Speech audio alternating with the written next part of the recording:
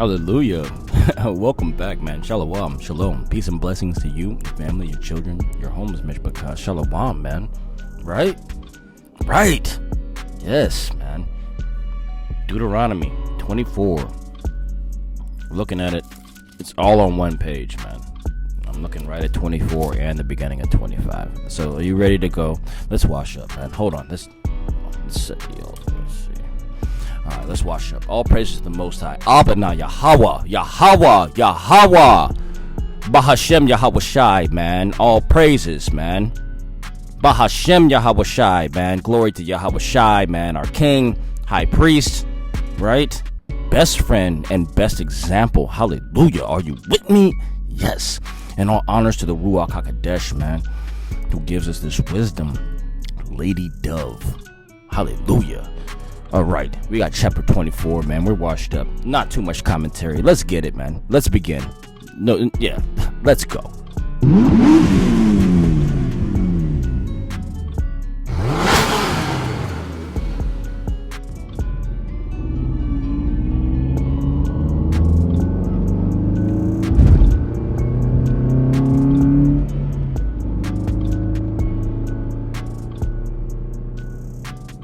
Chapter 24, and it reads, When a man hath taken a wife and married her, and it come to pass that she find no favor in his eyes because he hath found some uncleanliness in her, then let him write her a bill of divorcement, and give it in her hand, and send her out of his house.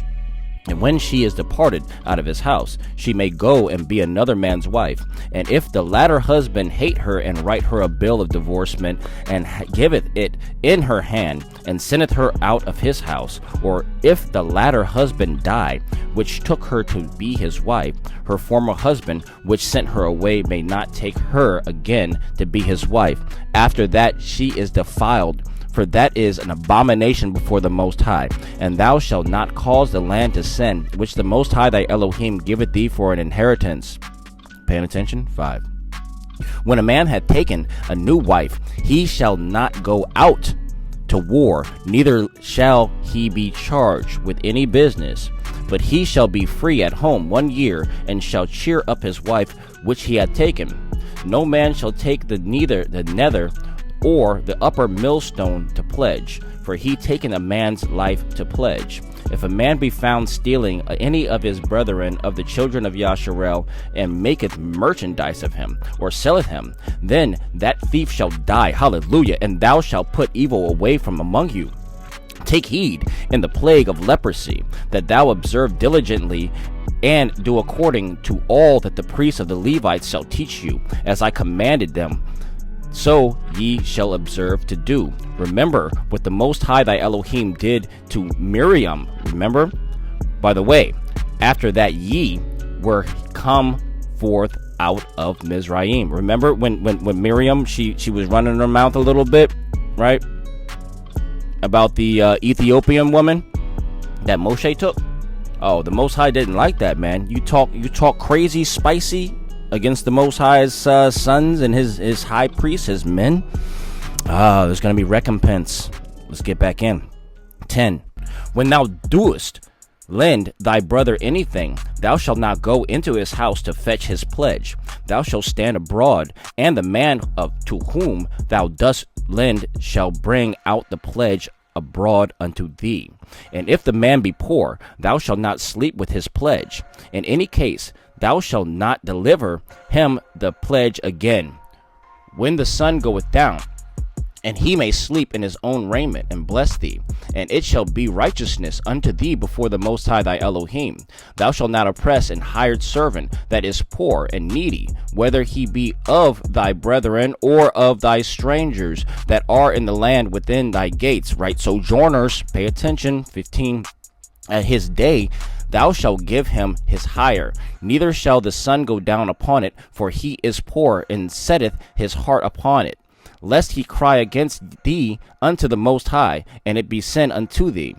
The fathers shall not be put to death for the children, neither shall the children be put to death for the fathers. Every man shall be put to death for his own sin. Hallelujah, man. 17. Thou shalt not pervert the judgment of the stranger, nor the fatherless, nor take a widow's raiment to pledge. But thou shalt remember that thou was a bondman in Mizraim, and the Most High thy Elohim redeemed thee thence. Therefore I command thee to do this thing. When thou cuttest down thine harvest in the field, and hast forgot the sheaf in the field, thou shalt not go again to fetch it. It shall be for the stranger, for the fatherless, and for the widow. And for the Most High thy Elohim may bless thee in all thy work of thine hands. When thou beatest thine olive tree, thou shalt not go over the boughs again. It shall be for the stranger, for the fatherless, and for the widow. When thou gatherest the grapes of the vineyard, thou shalt not glean it afterward. It shall be for the stranger, for the fatherless, and for the widow. And thou shalt remember that thou was a bondman in the land of Mizraim. Therefore I command thee to do this thing. Hallelujah. Do you understand? That's chapter 24. So look, man, you got a grove, you got a nice vineyard, apple trees or some pears, right? Maybe you got some plums, right? Some nice fruits, really good fruits, man. And you finish doing your harvest at the end of the year. And you send your servants back out there again to get everything that fell from the tree. You are wicked. You are wicked. You harvest once. Everything that falls is left, you don't glean. Right? Remember Ruth? Come on, man. We're about to get into that. No, we haven't talked about Ruth yet, man. She was a gleaner. She gleaned behind the men of Yasharel, and they allowed her to glean inside of, what is gleaning? That's coming back and getting that's coming back and getting the fallen fruits and vegetables, things that are left behind after the harvest, right? That's gleaning, right? But if you come back and you don't allow the widow, the poor, and the the low ones, right? The common folk, you got to let them glean. You've already got everything that you need. You already have more than abundance because the Most High has already blessed you. Let the poor and the widow glean of your vineyard, man. You know what I'm saying? What harm is it to you to give to somebody else and you're already good, right? That's the message here, man.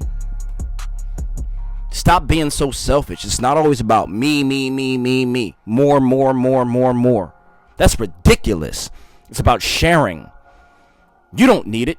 Give it to somebody who does, man. The widow and the orphan. Hallelujah, man. I'm about to jump back into chapter 25. All right. Sorry, I get a little spicy, amped up. Anyway, in the meantime, in between time, Shalom, shalom, peace and blessings to you, your family, your children, your homes, Mishpachah, shalom. And you know what? I love you. Yeah.